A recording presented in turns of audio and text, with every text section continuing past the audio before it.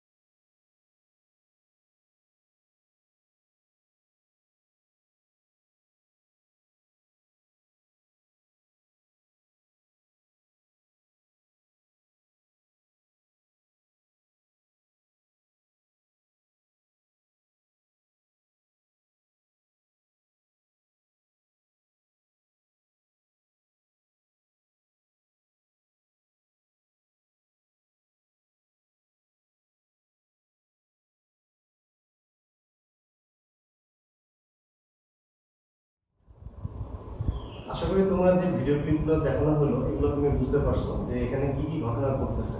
তো চলো আমরা ধীরে ধীরে এই ঘটনাগুলো একটু দেখার চেষ্টা করি। তো আমি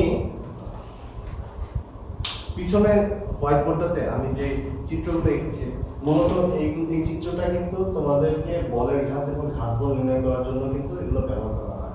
তো প্রশ্নগুলো কিন্তু এর ভিতর থেকে আসে। তো আমাদের কাছে সবচেয়ে বেশি কষ্ট হয়ে যায় যখন বলের ঘাত এবং ঘাত বল এই মান দুটো বের করতে গিয়ে কিছু প্লাস মাইনাসের বিষয় থাকে, যেহেতু বেগ একটা ভেক্টর রাশি। আর তোমরা যদি ভেক্টর রাশি সম্বন্ধে না জানা থাকো, তাহলে আমার পূর্বের ভিডিওগুলো দেখে এসো, ভেক্টর রাশি নিয়ে আমি কিছু আলোচনা করেছি। তো সেখানে তোমরা ভেক্টর সম্বন্ধে কিছু ধারণা পাবা। তো ভেক্টর, যেহেতু বল একটা ভেক্টর রাশি, বলের সাথে সম্পর্কিত কি বেগ বা ত্বরণ, এগুলো কি সবই ভেক্টর রাশি। তো স্বাভাবিকভাবে আমাকে ভেক্টর রাশিগুলো নিয়ে আলোচনা করতে গেলে এর মান এবং এর দিক নিয়ে আলোচনা করতে হয়।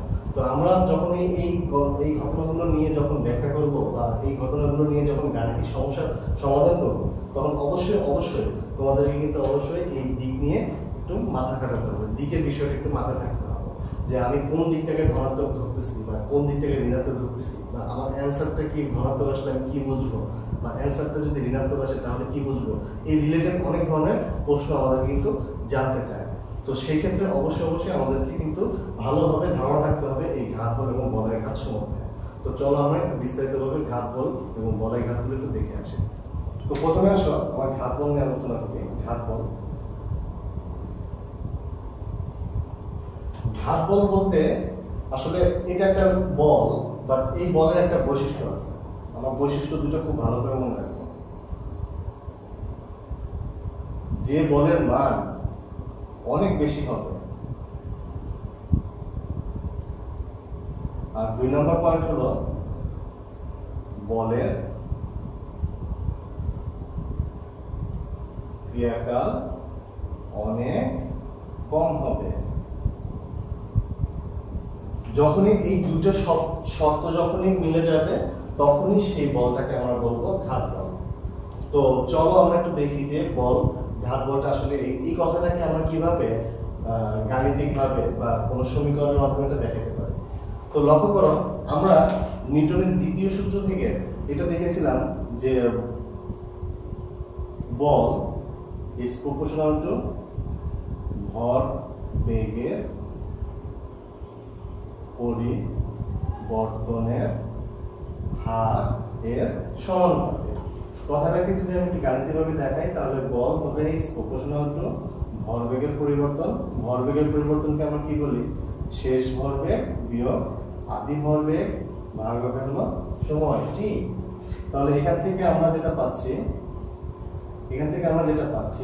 যে এখানে একটা সমানুপাতিক ধ্রুবক দিতে হয়, যে সমানুপাতিক ধ্রুবকের মান 1 আসে টি। তাহলে আমরা এই যে সংকেতটা বা এই যে সমীকরণটা আমি পেলাম, এটা হলো আমার বলের সমীকরণ। কিন্তু এই বলের সমীকরণটা তখনই ঘাত বলের সমীকরণ হবে যখন টি এর মান 0 বা 0-এর কাছাকাছি হবে। টি এর মান 0 বা 0-এর কাছাকাছি হবে, তখন এই বলটাকে আমরা কি বলবো? ঘাত বল। আচ্ছা, যদি আমি এটা বুঝে থাকি তাহলে এই সমীকরণটাকে যদি আমি এইভাবে লিখি যে এফ গুণ টি, আনারি গুণ করলাম তাহলে M V minus M U, এটা পেলাম। তো ঘাত বলের সংজ্ঞা যখন আমি পেয়ে গিয়েছি, তাহলে এই বলের ঘাত শব্দটা আসে তখনই, যেটা আমরা 9-এ পড়ে আসছি, তারপর আমরা আবার একটু বিস্তারিতভাবে আলোচনা করতেছি। বলের ঘাতটা হলো যে বল কত সময় ধরে আঘাতপ্রাপ্ত হবে বা বল কত সময় ধরে আঘাত প্রাপ্ত হচ্ছে, এই টোটাল সময়টার সাথে বলের যে সম্পর্কটা, এটাকে বলা হয় বলের আঘাত বা বলের ঘাত। তাহলে বল এবং এই সময়, এই দুটোর গুণফলকে আমরা কি বলতে পারি? বলের ঘাত। যেটাকে আমরা বলতে পারি যে নামে একটা সাংকেতিক চিহ্ন তোমার বইতে ব্যবহার করেছে, তো তুমি যে কোনো একটা সংখ্যা ব্যবহার করতে পারো, কোনো সমস্যা নেই। তো বলের ঘাত যদি যে হয় তাহলে আমরা এখান থেকে পাই যে J = mv মাইনাস mu, অর্থাৎ বলের ঘাতটা হচ্ছে কি? বলের ঘাতটা হচ্ছে ভরবেগের পরিবর্তনের সময়। তো এই জিনিসটা তোমাকে 9-10 আসতো যে দেখাও যে বলের ঘাত সমান সমান ভরবেগের পরিবর্তন। তো এটা এই পর্যন্ত তোমার 9-10 করে আসতো। এই রিলেটেড যে অঙ্কগুলো আমরা এখন করব, তো সেই অঙ্কগুলো আমরা একটু যাই যে আসলে কি ক্ষেত্রে আমাদের এই অংশগুলো কাজে লাগে। তো চলো আমরা প্রথমে একটা করে উদাহরণগুলো দেখতে থাকি এবং সেই উদাহরণগুলোর উপর ভিত্তি করে আমরা একটু আগে যে ভিডিওগুলো দেখে আসছি সেই ভিডিওগুলোকে বিশ্লেষণ করে আমরা অঙ্কগুলো করব। এবং এই দুটো সূত্র, একটা হলো এইটা আর একটা হলো এইটা, এই দুটো সূত্রকে ব্যবহার করে আমরা অঙ্কগুলোকে কিভাবে কাজে লাগাতে পারি বা এই সূত্রকে আমি কিভাবে কাজে লাগিয়ে অঙ্কগুলো থেকে আমার এক্সপেক্টেড যে অ্যান্সারটা যাতে চেয়েছে সেটা আমরা বের করতে পারি। তো আমরা চলো ধাপে ধাপে একটা করে উদাহরণগুলো দেখার চেষ্টা করি।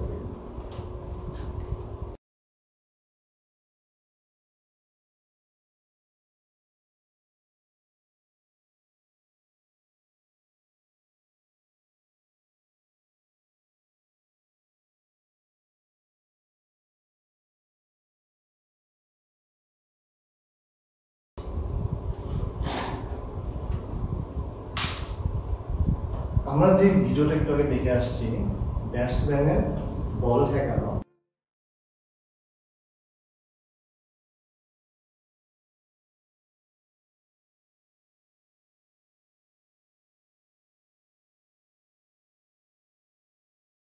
তো সেটার উপর ভিত্তি করে আমরা প্রথমে এই অঙ্কটা দেখবো যে এই অঙ্কটাতে আসলে কি বলার চেষ্টা করেছে। বল যার ওজন হলো 500 গ্রাম, তো সেটি কি করতেছে 7 মিটার/সেকেন্ড বেগে ব্যাটসম্যানের কাছে তেড়ে যাচ্ছে। তো আমরা দেখি ব্যাটের সাথে যখন বলটা তেড়ে আসে তখন বলটা তোমার দড়িভাবে ছুটে ব্যাটসম্যানের কাছে তেড়ে গেল। তো ব্যাটসম্যান কি করলো? শুধুমাত্র বলটাকে ঠেকিয়ে দিল। তো ঠেকিয়ে দিলে বলটা এভাবে ফিরে আসে।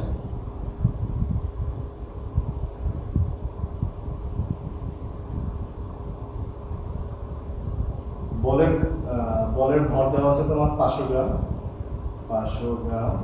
আর হলো তোমার হলো যে এটা হলো আদিবেগ, আদিবেগ ইউ ইজ ইকুয়াল টু দেওয়া আছে কত তোমার 7 মিটার পার সেকেন্ড। আর বলটা যখন ফিরে আসে ঠিকই তখন ভি ধরা যায়, সেটা হলো 3 মিটার পার সেকেন্ড। তো তোমাকে জানতে চাচ্ছে যে এটা থেকে আমরা ঘাত বলটা বের করব। তো খুবই সিম্পল, ঘাত বল বের করার ক্ষেত্রে তোমাকে যেটা আমরা ইউজ করেছি যে F is equal to m v minus mu by হলো কি t। এখানে লক্ষ্য করো আমি যদি mটাকে কমন নেই তাহলে v minus u by t হয়। আচ্ছা, এরপর আমরা এই সাইডে অঙ্কটা করি। F ইজ ইকুয়াল টু,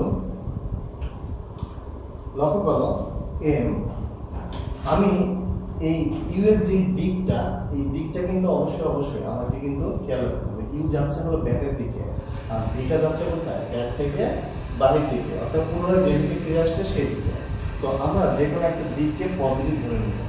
ধরে নেই এই দিকটা, অর্থাৎ আমার বাম থেকে ডান দিকের যে দিকটা, এই দিকটা হলো প্লাস।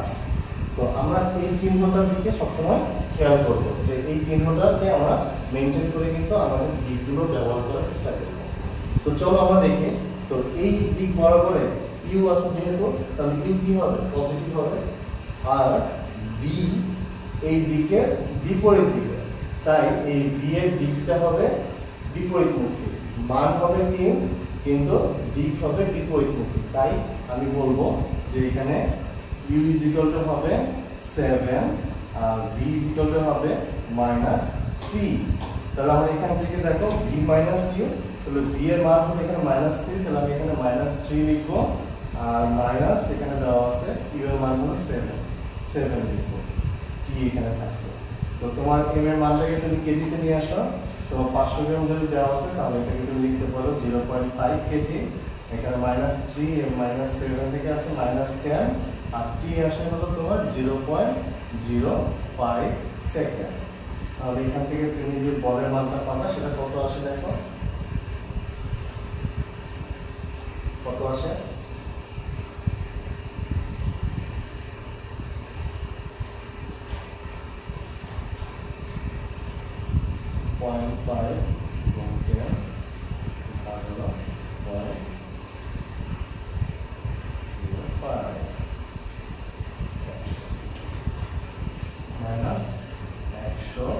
নিউটন। লক্ষ্য করো এফ এর এই মানটা মাইনাস আসছে। এফ এর এই মানটা মাইনাস আসার মানে হলো যে আমরা দিক ধরেছি কোন দিকে, প্লাস, আমরা দিক ধরেছি হলো ডান দিকে। তো ডান দিকে যদি যেত তাহলে সেটা পজিটিভ হবে, কিন্তু এফ এর মানটা মাইনাস হওয়া মানে হলো যে যেই বলটা আমি পেয়েছি বা যে ঘাত বলটা আমি পেয়েছি সেই ঘাত বলের দিক হলো আমার বাম দিকে। তাহলে বাম দিকে ঘাত বলটা প্রয়োগ করেছে কে, বাম দিকে ঘাত বলটা প্রয়োগ করেছে এই ব্যাট বলের উপরে। কিন্তু আমরা যদি জানতে চাই যে বল ব্যাটের উপরে কত ঘাত বল প্রয়োগ করেছে, তাহলে মানটা একই থাকবে কিন্তু দিকটা হবে ভিন্ন। তাই আমরা এই মাইনাস চিহ্ন থেকে বুঝতে পারবো যে ব্যাট বলের উপরে প্রযুক্ত ঘাত বল। আর যদি আমরা কথাটাকে এভাবে লিখি F is equal two 100 Newton, তাহলে সেই কথা থেকে আমরা বুঝতে পারবো যে বল ব্যাটের উপরে প্রযুক্ত ঘাত বল। লক্ষ্য করবা এই টাইপের কোশ্চেনগুলো করতে কিন্তু তোমার 1 মিনিটও সময় লাগবে না। এই টাইপের কোশ্চেনগুলো অ্যানসার করতে কিন্তু তোমার খুব বেশি সময় লাগবে না, কিন্তু তোমাকে দেখতে হবে যে তোমার অ্যানসারের মধ্যে -100 থাকবে, +100 থাকবে। কোশ্চেনটা কি বলছে, কোশ্চেনটা কি বল ব্যাটের উপরে নাকি ব্যাট বলের উপরে ঘাত বল প্রয়োগ করার কথা বলছে। তো তোমরা অবশ্যই লক্ষ্য রাখবে যে তুমি যে চিহ্নটা ব্যবহার করতেছো সেই চিহ্ন অনুযায়ী এই কথাটাগুলো কোনটা সঠিক এক্স্যাক্টলি ধরতে পারছো। তো চলো আমরা এখন যেহেতু ঘাত বল বের করেছি তাহলে বলের ঘাত কি হবে। বলের ঘাতটা খুবই সিম্পল, আমি এটা বাম পাশে দেখাচ্ছি। বলের ঘাত,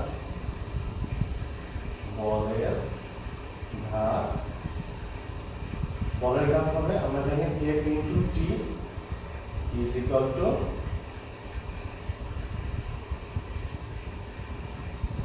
mv মাইনাস mu। তো তুমি এটা দিয়ে বলের ঘাত বের করতে পারো, এটা দিয়ে বলের ঘাত বের করতে পারো অ্যাজ ইউ উইশ। তো তুমি যেখান থেকে বলতে পারো যে বলের ঘাত সমান সমান হলো f ইনটু t।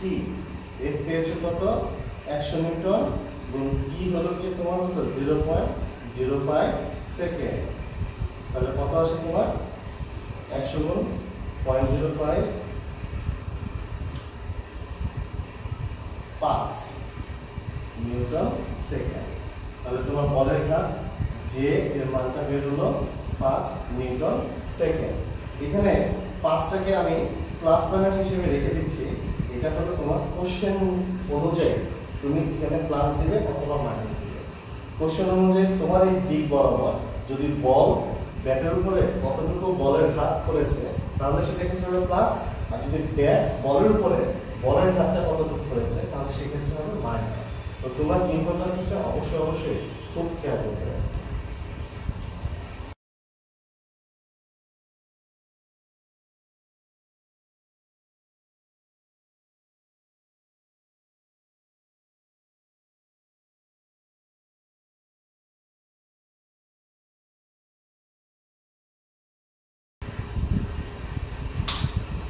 বন্ধুরা তোমার প্রশ্নটা দেখো, প্রশ্নটা দেখে আমরা বুঝতে পারবো যে এই টাইপের কোশ্চেনগুলো কিন্তু এর আগে বেশ কয়েকবার আসছে।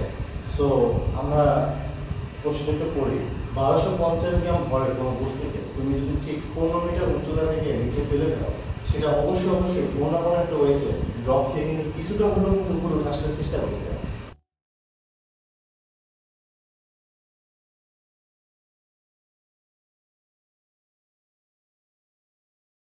আমাকে এই কোশ্চেনে বলা হয়েছে যে আমি তাকে 15 মিটার উচ্চতা থেকে ফেলে দিয়েছি, অভিকর্ষের প্রভাবে সে নিচে পড়লো, পড়ার পর সে আবার ফিরে আসার চেষ্টা করছে। যখনই মাটির সাথে ড্রপ নিয়ে উপরে উঠে আসে তখন তার বেগ হয় 5 মিটার পার সেকেন্ড এবং সে মাটির সাথে 0.01 সেকেন্ড সংস্পর্শ থাকে। তো আমাকে এখন বের করতে হবে বলের ঘাত এবং ঘাত বল। আমাকে কিন্তু কোশ্চেনে আমি কিন্তু এখনো বলিনি যে বল মাটির উপরে বল ঘাত বল কত দিবে নাকি মাটি বলের উপরে কত ঘাত বল প্রয়োগ করবে। তো এটা আমি তোমাদের কাছে তুলে রাখলাম, তোমরাই ডিসাইড করবে যে সেই ক্ষেত্রে আমি কোনটা নিয়ে কাজ করতে পারি। আমি দুটোর ক্ষেত্রে তোমাদেরকে দেখাবো ইনশাআল্লাহ। তো চলো আমরা একটু ছবি এঁকে প্রথমে দেখার চেষ্টা করি। ধরো এখানে একটা বস্তুকে, যে বস্তুটার ভর হলো 1250 গ্রাম, এরকম একটা বস্তুকে তুমি কি করতেছো অভিকর্ষের প্রভাবে নিচের দিকে ফেলে দিচ্ছ। তো বস্তুটা যখন নিচে পড়তেছে ঠিক পড়ার ঠিক আগ মুহূর্তে তার যে বেগ থাকবে সেই বেগটা হবে মাটিতে সংঘর্ষের ঠিক আদি বেগ। মাটিতে সংঘর্ষের পূর্বে তার আদি বেগটা হবে কি মাটিতে স্পর্শ করার আগে যে বেগটা আমি পাবো সেই বেগটা। তাহলে আমাকে এখানে যে বেগটা আমি পাচ্ছি এই বেগটা হলো ইউ। সে ড্রপ খেয়ে যখন উপরের দিকে উঠে আসার চেষ্টা করতেছে তখন তার বেগ হলো ভি, যেটা আমাকে দেওয়া আছে কত 5 মিটার পার সেকেন্ড। তো আমার কাছে প্রশ্ন হলো যে এই ইউ এর মানটা আমাকে প্রথমে জানতে হবে। আমরা জানি কি কোন একটা বস্তু যখন অভিকর্ষের প্রভাবে উপর থেকে নিচের দিকে পড়ে তখন অভিকর্ষের প্রভাবে নিচের দিকে পড়ার ক্ষেত্রে আমরা বেগ ইউ ইজ ইকুয়াল টু কি হবে √2gh। এখান থেকে এটার উচ্চতা হলো তোমার 15 মিটার। এখান থেকে উচ্চতা হলো 15 মিটার। তো এই 15 মিটার ক্ষেত্রে আমরা এখান থেকে বের করি √2 ইনটু 9.8 ইনটু হলো 15। তাহলে কত আসে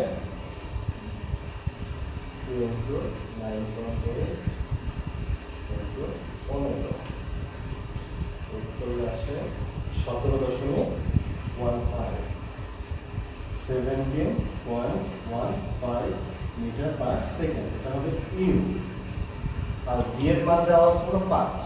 তো চলো আমরা ঘাত বল বের করি। ঘাত বল আমরা জানি ঘাত বলের সূত্র হলো F হলো m/v-u/t। তো লক্ষ্য করো আমি এখানে দেখো একটা দিক হলো নিচের দিকে আর একটা হলো উপরের দিকে। তো দুটোর মধ্যে আমার যে কোনো একটা দিকে পজিটিভ ধরে নিতে হবে। তো চলো আমরা ধরে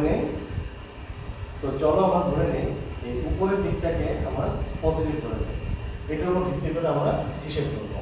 তো উপরের দিকে যদি পজিটিভ ধরি তাহলে এই ইউ এর মানটা কি হচ্ছে, নেগেটিভ হচ্ছে। ওকে, আর উপরের দিকটাকে যদি পজিটিভ ধরি তাহলে বি এর মানটা কি হচ্ছে, পজিটিভ হচ্ছে। তাহলে আমরা চলো এখানে আমার মানগুলো বসাই। এম এর মান হলো 1250, 1250 কে কেজিতে নিলে আসে 1.25 কেজি, আর ভি এর মানটা হলো 5, আর মাইনাস ইউ এর মানটা হলো -17.15। তাহলে এখানে আমি সেকেন্ড ব্র্যাকেটে লিখে -17.15। টি এর মান হলো 0.01। তাহলে সেই ক্ষেত্রে আমি এফ এর মানটা কত পাচ্ছি, এফ এর মানটা আমি পাচ্ছি কত, চলো আমরা একটু দেখি। +5 1.25 হলো 0.01, 2768.3, 2768.3 নিউটন। লক্ষ্য করো এখানে বলের মানটা আসছে হলো পজিটিভ 2768.3 নিউটন। এই মানটা যেটাই হোক না কেন, এই মানটা প্লাস হওয়াতে আমি এটা বুঝতে পারতেছি যে আমি যেহেতু দিকটা ধরেছি এটা, তার মানে হলো মাটি বা ভূমি আমার নিক্ষেপিত যে বলটা ছিল সেই বলের উপরে প্রযুক্ত ঘাত বলটা কত সেটা হলো এটা। তাহলে এটা ক্ষেত্রে আমরা নোট করবো কি, ভূমি দ্বারা বস্তুর উপর প্রযুক্ত ঘাত বল। যদি আমাকে জিজ্ঞেস করতো যে বস্তুটি ভূমিতে কতটুকু ঘাত বল প্রয়োগ করে, তাহলে সেক্ষেত্রে আমরা লিখব হলো F = -2768.3 নিউটন। এটা ক্ষেত্রে লিখব বস্তু দ্বারা প্রযুক্ত ঘাত বল, বস্তু দ্বারা প্রযুক্ত ঘাত বল। বোঝা গেল? তো ঠিক আছে, তো আমরা ঘাত বল পেয়ে গেলাম। এখন আসলে আমরা বলের ঘাত, বলের ঘাতটা খুব সিম্পল। বলের ঘাতটা কি হবে, আমি বলের ঘাতকে আমি জে দিয়ে প্রকাশ করতেছি, যে কোনোটা এফ টি দিয়েও করতে পারি, অর জে দিয়ে আমি M B minus M U এটা দিয়েও করতে পারি, দ্যাটস ইওর উইশ, তোমার যেটাতে সুবিধা হয়। আমার মনে হয় এটা দিয়ে তুমি বলের ঘাতটা বের করা খুব সহজ হবে, কারণ তোমার ক্যালকুলেটরে এই এফ এর মানটা রয়ে গেছে। তো তুমি যদি এফ এর মানকে জাস্ট টি দিয়ে মাল্টিপ্লাই করে দাও, তুমি বলের ঘাতটা পেয়ে যাবে। তাহলে আমি এখান থেকে জে এর মানটা কত পাচ্ছি, 2768.3 × 0.01 একক হবে নিউটন সেকেন্ড। তাহলে কত আসে, দুটো শূন্য 5 যাবে, তাহলে 27.68 নিউটন সেকেন্ড। এটা হবে আমার বলের ঘাত। আসলে তোমরা এই ধরনের অঙ্কগুলোর ক্ষেত্রে বের করতে পারবে বলের ঘাত এবং ঘাত বল করতে হবে। তো চলো আমরা এর পরের অঙ্কটা দেখি যে এই টাইপের আর কি কি অঙ্কগুলো আছে।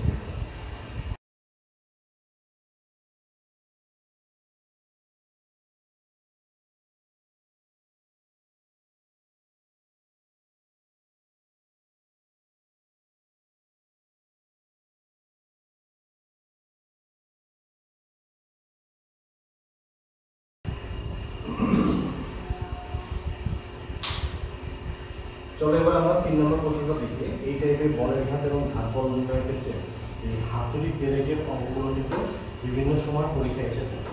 ইন্টারমিডিয়েট পরীক্ষা বলো, অথবা ভার্সিটি অ্যাডমিশনের বলো, বুয়েটের অ্যাডমিশনের বলো, বা যে কোনো অ্যাডমিশনের ক্ষেত্রে এই টাইপের কোশ্চেন হঠাৎ করে যদি তোমার চোখের সামনে এসে পড়ে, তো তুমি এখান থেকে বুঝতে পারবে যে এখানে বলের ঘাত বা ঘাত বল এই টাইপ নিয়ে কোনো কিছু জানতে চাচ্ছে।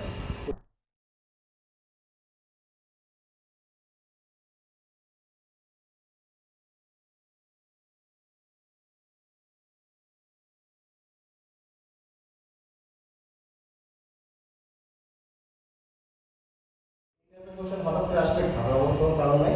জাস্ট আমরা যদি এই কথাগুলোকে যদি চিত্রায়িত করতে পারি, তাহলে আমাদের কাছে এই অঙ্কগুলো অনেক সোজা হয়ে যাবে। দেখো আমি এই কোশ্চেনটা এই ছবিতে লেখার চেষ্টা করেছি। 3 কেজি বলে কোনো একটা হাতুড়ি দিয়ে আমি পেরেকটা দেওয়ালে লাগাতে চাই। যদি আমি এখানে 10 মিটার/সেকেন্ড হাতুড়ির বেগটা দিয়েছি, তো তো এই ক্ষেত্রে তোমার ঘাত বলটা কত হবে?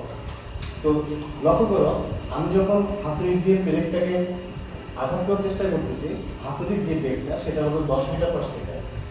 পেরেকের মধ্যে যখন আমি বলটা প্রয়োগ করতেছি বা পেরেকে যখন আমি হাতুড়ি দিয়ে পিটানোর চেষ্টা করতেছি, তখন এই পেরেকে কি কোনো বেগ পাওয়া যাবে না, পেরেকের বেগটা 0 থাকবে। তাই আমরা চলো দেখি হাতুড়ি দিয়ে যে বেগটা আমি নির্ণয় করতেছি সেটা হলো ইউ, এটা হলো তোমার 10 মিটার পার সেকেন্ড।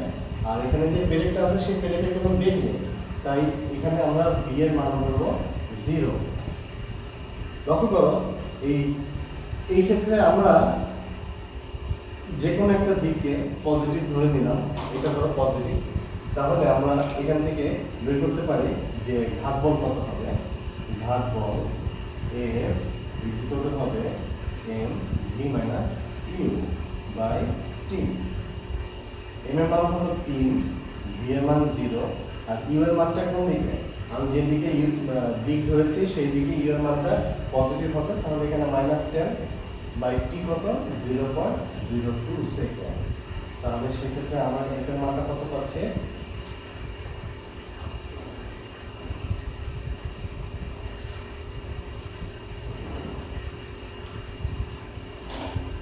-1500 নিউটন। বলতো মাইনাস হওয়া মানে কি হয়? ঘাত বলের মানটা মাইনাস এর বলতে কি বোঝায়? বুঝতে পারছো? গুড। এই মানে হলো যে আমরা যে দিকটাকে ধরেছি সেই দিকটার বিপরীত দিকে একটা বল প্রযুক্ত হচ্ছে। সেই বলটা কে দিচ্ছে? সেই বলটা দিচ্ছে হলো এই দেয়াল, অথবা আমি দেয়ালের সাথে যেহেতু পেরেকটা লেগে আছে আমি বলতে পারি এই পেরেক যা হাতুড়ির উপরে প্রযুক্ত করতেছে। তাহলে আমরা এই ক্ষেত্রে বলতে পারি যে এই বলটা বা এই ঘাত বলটা হবে কি? পেরেক দ্বারা প্রযুক্ত ঘাত বল। আচ্ছা, তাহলে বলের ঘাতটা কত হবে? বলের ঘাত যে equal to F into T. F এর মান হলো তোমার -1500, টি এর মান হলো 0.02 সেকেন্ড। এখন হবে নিউটন সেকেন্ড। কত আসে?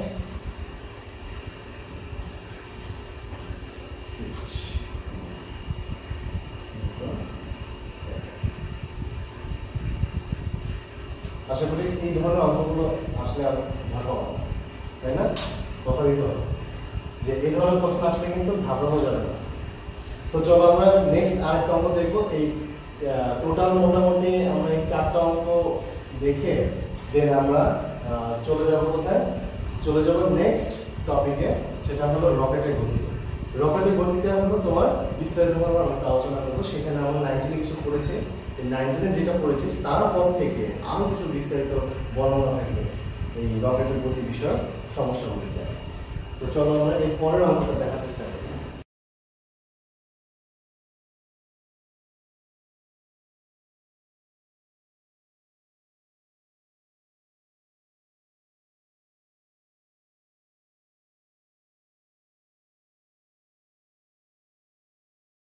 তোমার কোশ্চেনটা ভিডিও পজ করে কোশ্চেনটা একবার করবা, কোশ্চেনটা পড়ে বোঝার চেষ্টা করবা যে আসলে এখানে কি বলতে যাচ্ছে। একটা হোস পাইপ, তোমরা নিশ্চয়ই এই পাইপে তোমরা বাগানে পানি দাও, দেখবা যে রাস্তাঘাটের দোকান থেকে মানুষজন কিন্তু তোমার পাইপ দিয়ে পানি দিচ্ছে রাস্তার ধুলা ভিজানোর জন্য। অনেক সময় দেখা যায় যে বিল্ডিং এ যখন কাজ করে তখন বিল্ডিংটা যখন নতুন করা হয় তখন কিন্তু এটাকে ভিজাতে হয়, পাইপ দিয়ে কিন্তু ভিজাতে হয়।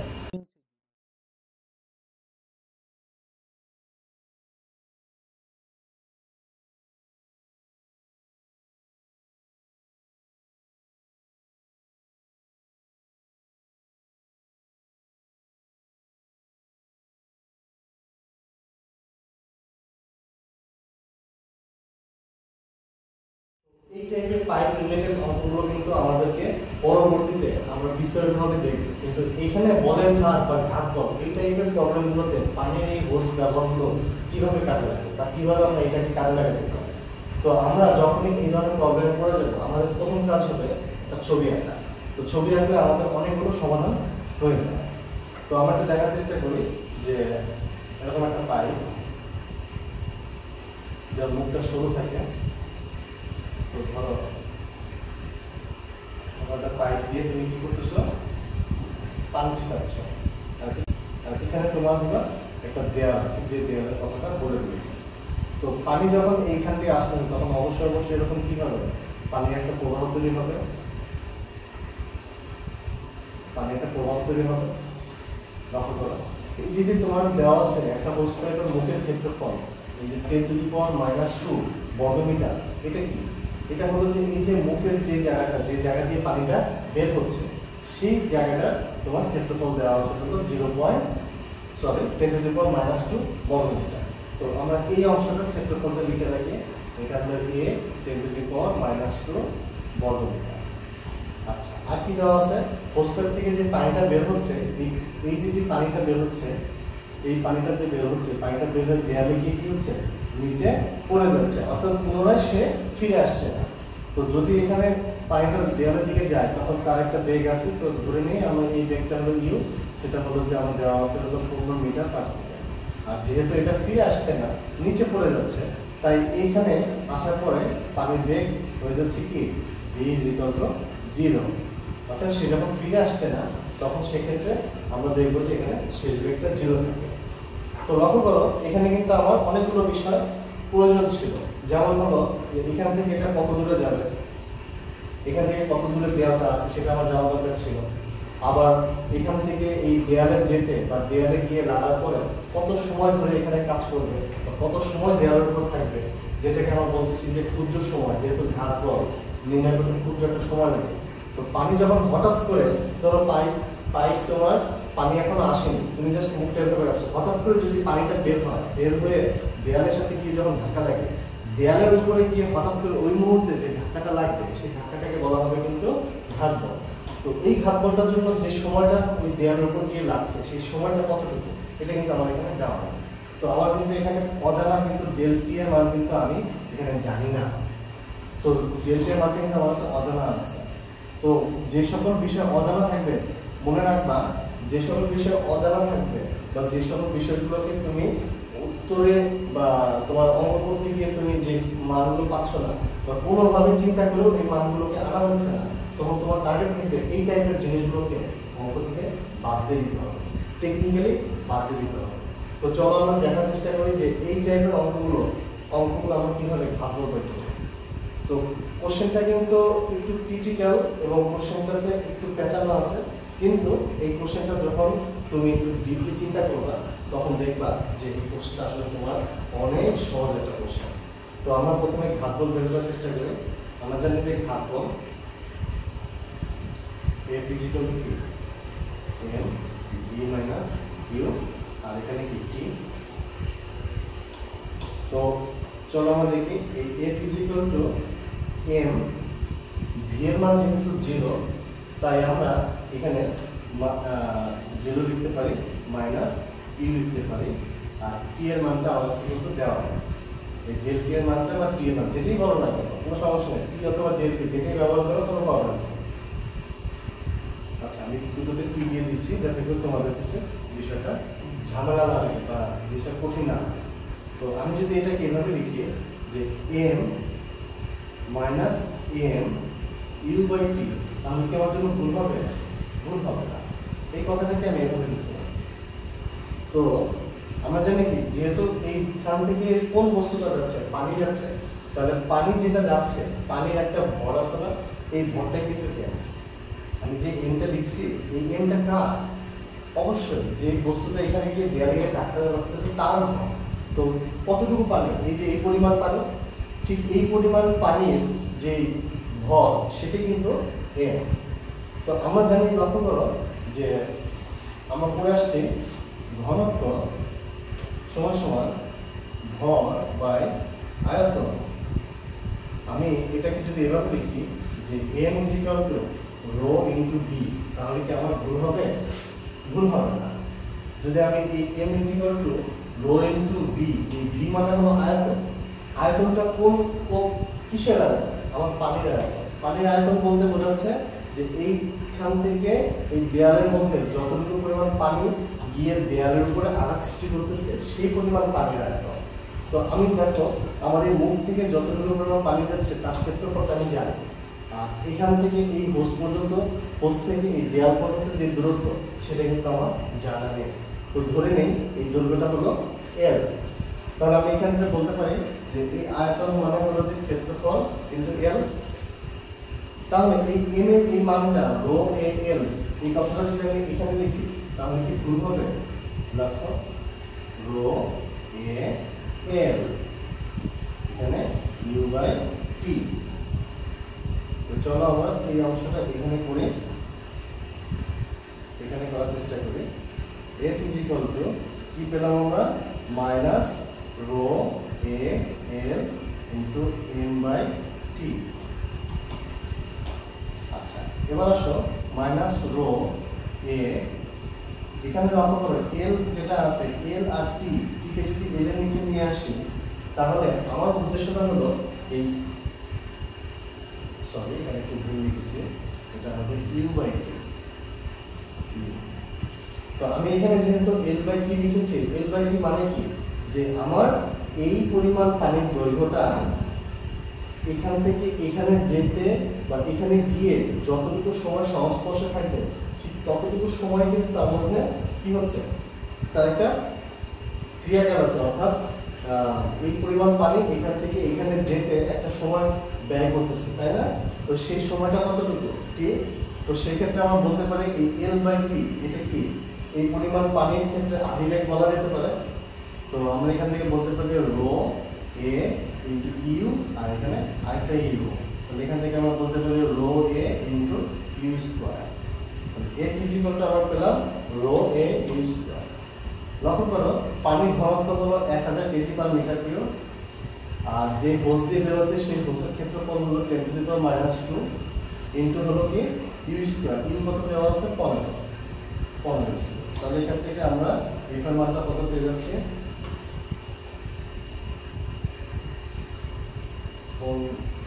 15² গুণ হলো 10, 2250 মাইনাস 2250।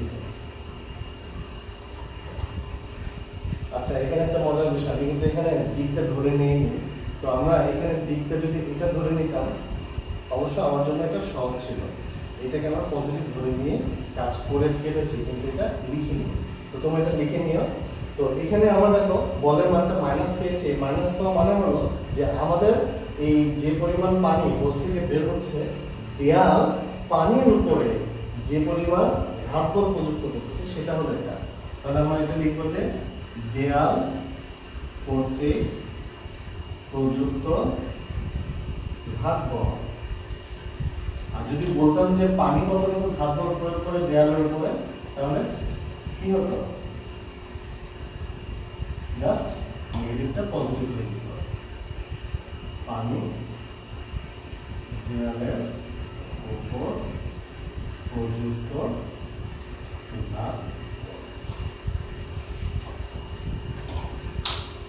তো আশা করি তোমাদেরকে যে 4টা অঙ্ক আমি দেখালাম, এই 4টা অঙ্ক তোমাদের কাছে বুঝতে কোনো সমস্যার কথা না। পরবর্তীতে তোমরা যেটা করতে পারো, এই 4টা অঙ্ককে ধীরে ধীরে বোঝার চেষ্টা করো, এবং এইটা 4 ভাগে আমি অঙ্কগুলো করার চেষ্টা করছি। এই উদ্দেশ্য, এখান থেকে অনেক বেশি কোশ্চেন আসে এবং অনেক ক্রিটিক্যাল কোশ্চেন আসে। তো আমি 4 ধরনের ক্রিটিক্যাল কোশ্চেন পেয়েছি। তোমাদের কাজ হবে এর বাইরে যদি আর কোনো ধরনের অঙ্ক তোমরা পেয়ে থাকো তাহলে অবশ্যই নিচে কমেন্টে লিখবা। আর যদি কোনো অঙ্ক যদি বুঝতে সমস্যা হয় তাহলে তোমার অবশ্যই কমেন্টে গিয়ে কোন অংশে গিয়ে তোমার বুঝতে পারো এটা ক্লিয়ারলি আমাকে জানাবা। তো তোমাদেরকে এই ঘাত বল এবং বলের ঘাত এই অংশটা পরবর্তী ভিডিও, যেমন রকেটের যে অঙ্কটা আছে সেই অঙ্কটা দেখার জন্য তোমাদেরকে আমন্ত্রণ আছে। তো আপাতত তোমাদের কাজ হবে এই ভিডিওগুলো পজ করে দেখা, পজ করে দেখে ভিডিওগুলো থেকে অঙ্কগুলো শেখা, এবং এই টাইপের অঙ্কগুলো যদি তোমাদের বইয়ে বা গাইডে অথবা বিগত বছরের প্রশ্নগুলো তোমরা যদি পেয়ে থাকো তাহলে অবশ্যই এগুলো সলভ করার চেষ্টা করবা।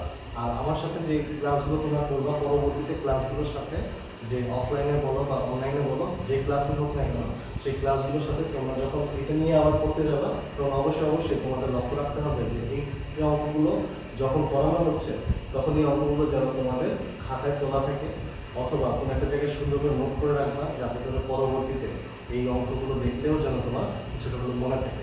পরীক্ষার আগে এই অঙ্কগুলোর প্রসেসগুলো যদি একবার চোখে দেখে যাও বা একটু একটু হাতে করে যাও, দেখবা যে তোমাদের আর কোনো সমস্যা হবে না বা আটকে যাবে না। তো এই পর্যন্তই থাকবে আজকের ক্লাসটা। তো তোমাদের কোনো সমস্যা থাকলে অবশ্যই অবশ্যই নিচে কমেন্টে লিখবা। আর অনলাইনে বা অফলাইনে তোমাদের সাথে যে ক্লাস দিতে সময়টা দেওয়া হবে সেই সময়ে তোমরা কি করবা, আমাকে এই বিষয়গুলো নিয়ে তোমার সাথে আমাদের ডিসকাস করবে। তো আশা করি ভালো থাকবে। ধন্যবাদ।